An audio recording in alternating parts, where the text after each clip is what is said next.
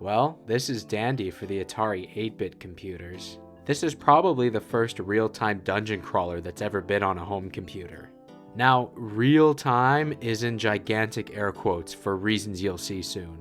The setup is simple. You're player 1 and you use a bow to kill monsters, you find keys, get health, unlock doors, destroy spawners, use smart bombs to wipe the screen.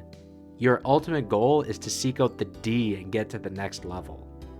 Dandy feels like a true evolution of the small to medium scale dungeon crawlers that dominated the late 70s and early 80s, such as Beneath Apple Manor or Akalabeth. In terms of action RPGs that currently existed, we have the ever-classic Adventure for the Atari 2600, the lesser-known arcade flop Venture, which seems to have a lot of shared DNA with Dandy, and the once well-received Advanced Dungeons & Dragons for the Intellivision. For some reason, bow combat seems to be a common theme here. Unlike those, Dandy offers up to 4-player cooperative dungeoneering. I'm sure it's a hell of a good time, but if you're watching a video like this, you too probably have no friends. So I will be discussing this game as a single-player experience. Sorry guys. So here I am, player 1. I can run around, get these dollar signs. Yeah, there's money in the game, but there's no point in collecting it all. It's really just for score, and I doubt that you'll ever have the chance to casually boast about your highest score on Dandy at the water cooler. So I usually just walk right past the dollar signs. What the hell, why not? You are then shown all of the enemies in cages. We got the 3 stages of life here: baby, happy guy, and crazy guy. Eat. Yeah, we got food here. Health food to be exact. You press the number on the keyboard that corresponds to your player number, and it'll consume a food and bring you back to 90% health, which 90% is the maximum, which is mildly annoying to me. Alright, we finally got some combat, some stupid babies to slaughter. So this is what the combat is going to look like for the most part. You hide around a corner and spam your arrows while the enemies march straight into their own death. This is about the extent of the strategy for the majority of the game. The enemies do damage simply by touching you. There isn't much variety within them either. The crazy guys are the strongest. When you hit them, they downgrade to being smiley guys. When you hit the smiley guys, they downgrade into being babies. And, much like in real life, when you hit the baby, it goes splat.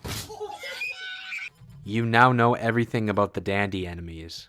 At the beginning of the video, I said that real time was in massive air quotes. Let me explain. So when you make any kind of move, the game updates. The enemies get closer, the spawners spawn. So the faster you move, the faster the game runs. If you do nothing, it'll take a second for the game to update on its own. So panicking and being a spaz on the controls will make things harder for you. When things get stressful, you gotta stay cool, which I do not do.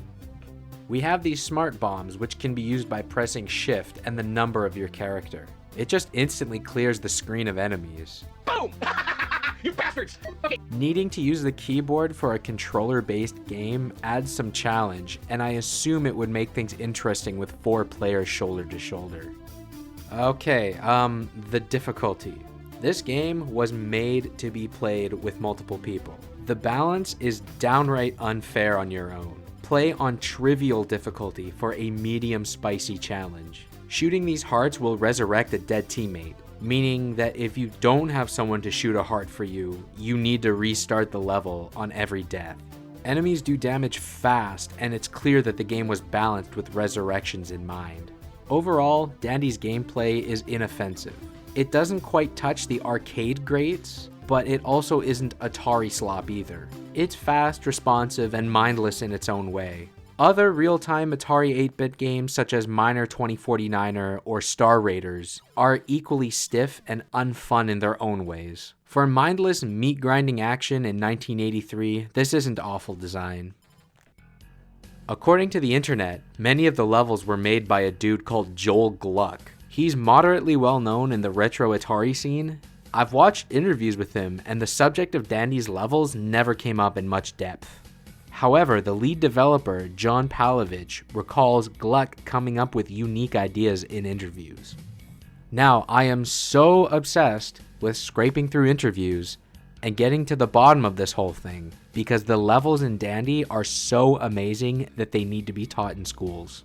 Solid levels are something that has been sorely missing from the dungeon crawling formula up to this point. Each level has something new about it, some way of recontextualizing an old mechanic.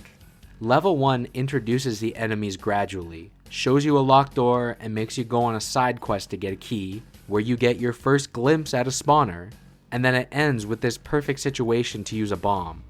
Then with level 2, there's this reservoir of health at the beginning and a short maze to find a key, which leads to a bigger, twistier climax, and also establishes at the end how the enemies can move diagonally. Level 3 dumps you into the thick of it, followed by these monster funnels, and then your first encounter with the spawner.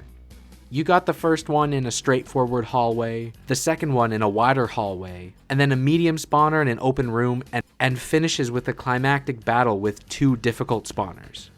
Level 4 plays with the diagonal movement of the enemies to add challenge. Level 5 uses the resurrection hearts to create this maze of destructible walls.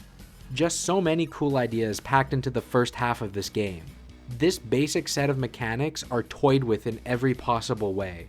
This level design needs to be studied. Now, with all of that said, as in the great tradition of action games and heavy metal albums, the second half kinda sucks. Every level just turns into an open aquarium where you feel around for the exit. You can easily rush past the monsters, and these levels are mostly the same and entirely forgettable. Though the final gauntlet on the last level is a really good challenge and really tests your mastery of the mechanics.